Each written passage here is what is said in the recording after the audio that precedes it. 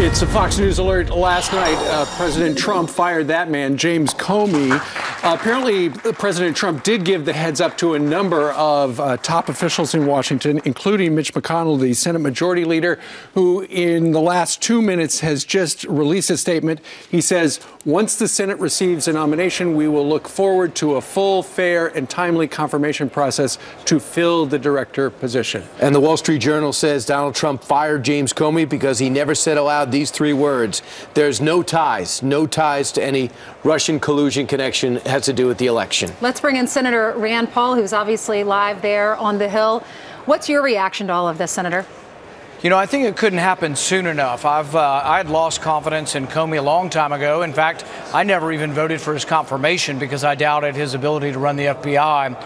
But I would say that most of America thought that he botched the Clinton email scandal. All the Democrats thought he said too much, and all the Republicans thought he didn't do enough. So he had the confidence of almost no one. Chuck Schumer said 6 months ago that he had lost confidence in him. But I thought it was especially telling that in the letter that the Assistant Attorney General sent, he said that Eric Holder said that Comey had violated long-standing Department of Justice procedures. And I think without question that's true. And I think he politicized something by making way too many statements to the press. So I think it is time for new leadership at the FBI. You just mentioned a moment ago that you had lost confidence in his ability to run the FBI, not taking into consideration the whole Hillary Clinton email scenario and stuff like that. In what way did he lose your confidence? Well, there are a couple of other episodes. One of the prominent episodes where I really didn't like their reaction or lack of action was in the Orlando killing. You remember the mass murder that happened down in Orlando?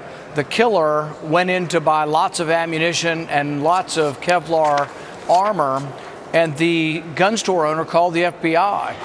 They kind of went and got out there, but they never looked at the footage, and they never presented any images of potential terrorists.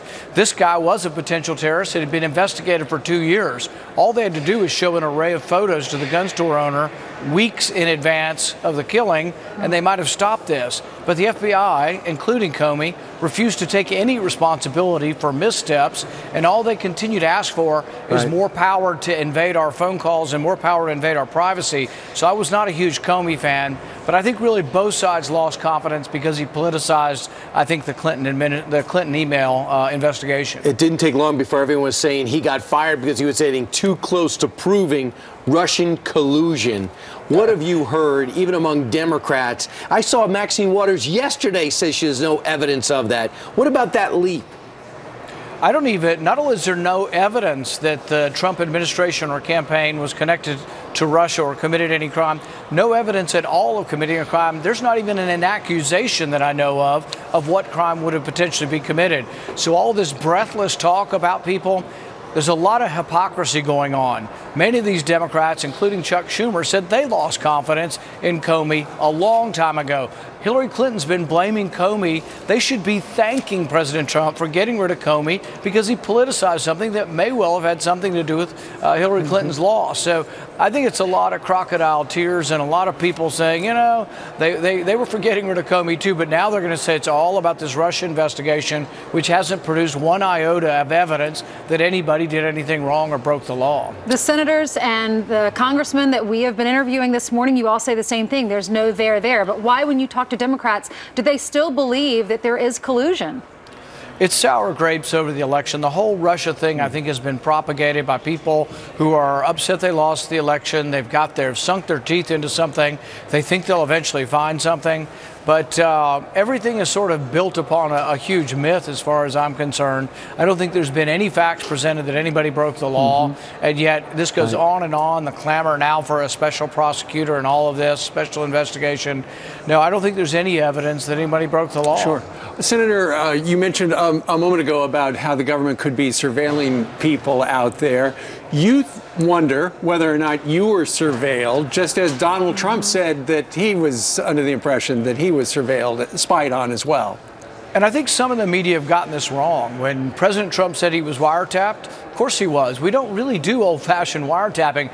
There's no wires attached to most of our phones. Wiretapping means that you were surveilled. Someone listened, by using some sort of modern technology that really is not literally a wiretap anymore. But they did listen to Flynn's phone call. And this is an amazing invasion of privacy. And realize what kind of world we're going to live in.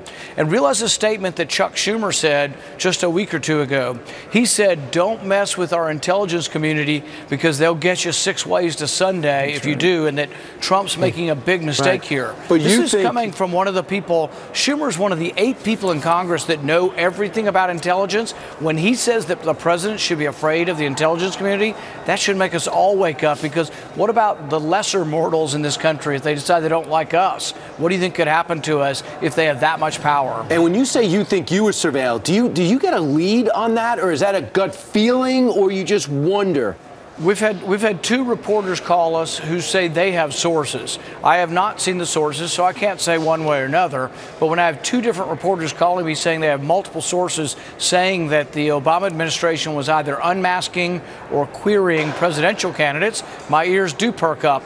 Not really for my sake, because I know I haven't done anything wrong, but really for the American public's sake, that if they're doing this to presidential candidates, they could sway presidential elections. Sure. See, we're worried about the Russians swaying an election. What about our own intelligence community being used by the previous administration to sway elections? That is a bombshell. I know you were requesting information. I hope you get that. Let's talk, because we don't have much time. Let's talk about Obamacare, repealing and replacing it. What is it going to take to get you to vote yes for repealing and replacing in the Senate? One of the basic precepts of Obamacare was that the federal government got involved with buying insurance. I don't think the federal government should be in the business of buying insurance. The insurance companies made $6 billion a year in profit before Obamacare. They now make $15 billion a year. Oops. They want to bail out. All this talk of high-risk pools, this fancy, wonky talk about health care, it's basically a subsidy and a bailout for insurance companies. I'm not for bailing out rich companies with taxpayer dollars. There are other ways to fix it. One way I've tried to fix it and want to do is to expand the ability of individuals to leave the individual market and get into a big buying group. Like, what if the NRA could be a buying group?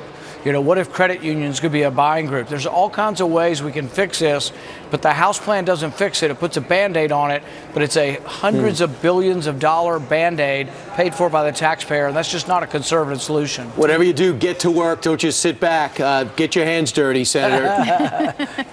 All right. We're trying to mix it up. All right. Thank you. Paul, thank you. Thanks. So who